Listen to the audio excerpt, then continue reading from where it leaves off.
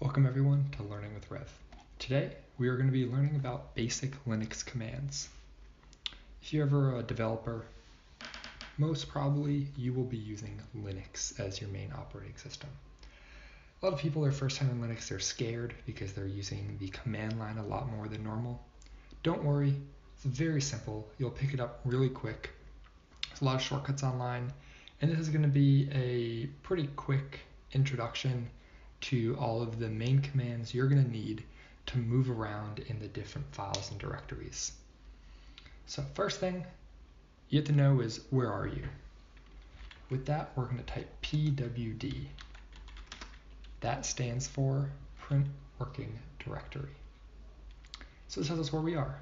Everything is from our home directory. So home, rev is me, that's my user, and we are home. What's at our home?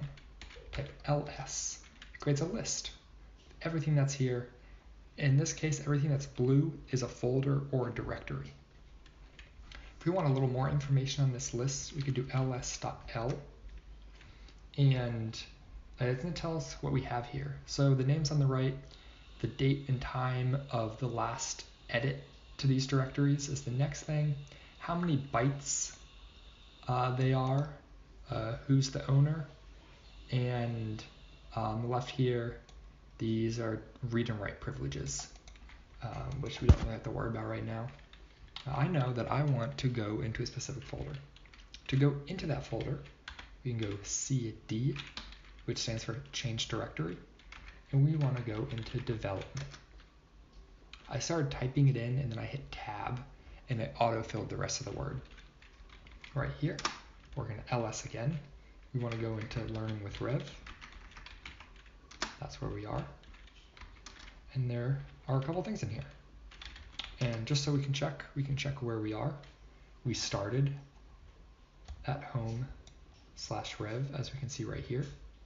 Next thing we did is we changed directories into development, which we were in.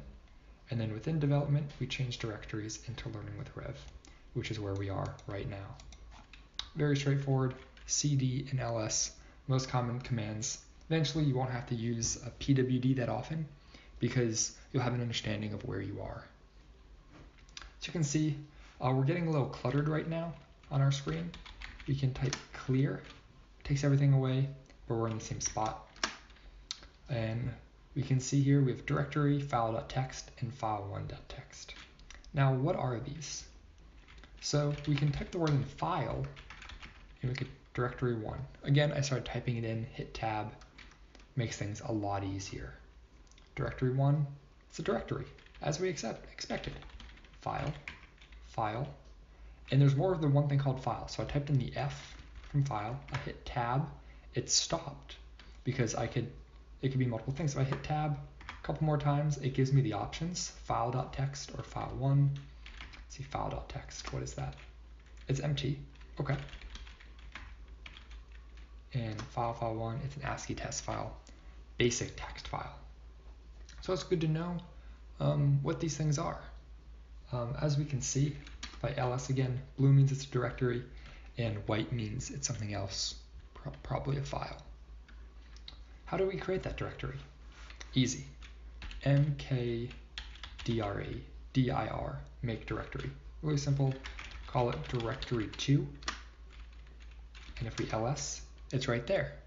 We can cd into directory 2 if we want. Really easy. To go back, cd ... Now we are back into the learning with Rev directory. If you ever just type in cd, hit enter, it'll take you back home/rev. So home/your user, cd takes you right home. So we're going to get ourselves back to where we want to be, development, learning with Rev, directory 2. Excellent. Let's say we want to go directly into directory 1. We can say cd ... Right before here, we did cd ... and it took us back to learning with Rev. But instead of doing it in 2 steps, we can hit tab, brings up a slash. We can start typing in directory, and we can go right into directory 1. Really straightforward. It's really great to use, get around, so you don't have to do everything one step at a time, but you can. It's okay to go slow. Let's say we don't want directory 2 anymore. How do we get rid of it? Use rmdir, remove directory 2, we're going to ls, and it's gone. Now let's go into directory 1.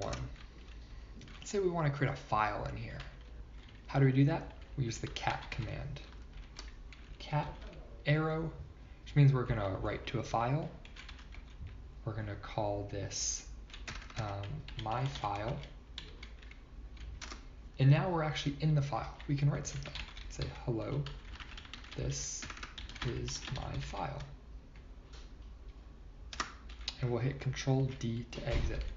If we ls, we can see my file, and we can say cat my file, and it returns whatever's in that file. It's great. So we're going to cd back to running with rev, and we're going to try to remove this directory 1.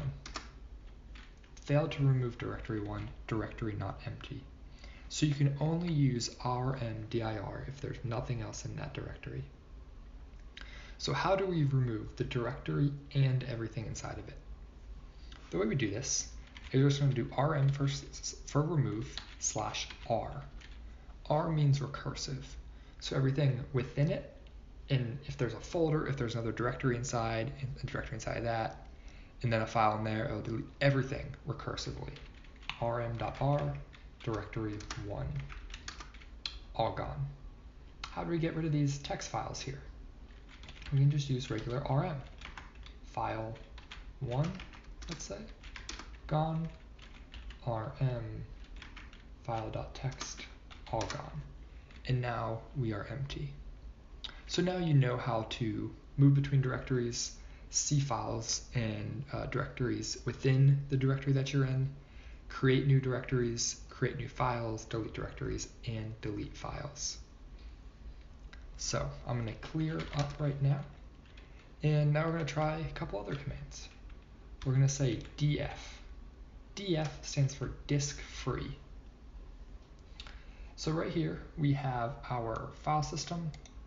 It sometimes includes our partitions. I'm running this on Windows Subsystem for Linux, so it might look a little different if you're using straight Ubuntu or Xubuntu or something else. Since we just said disk free, it told us how many kilobytes are in these, how many are used and how many are available, and the usage and where it's mounted. This isn't really useful, not really readable.